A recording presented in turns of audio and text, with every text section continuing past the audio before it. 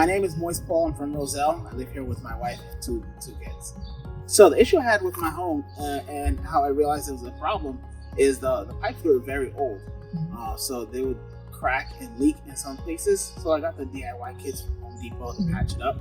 But then once I patched it up, another hole sprung in that same pipe a couple of inches down. Got that fixed again through the DIY kits, and another one popped out again.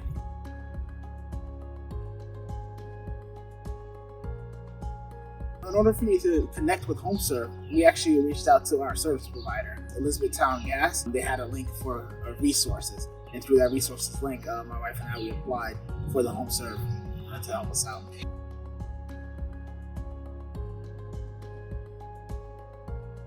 Our reaction when we found out HomeServe would cover the repair is we were very excited. We were very excited to hear that HomeServe would cover the repairs. HomeServe is a lifesaver.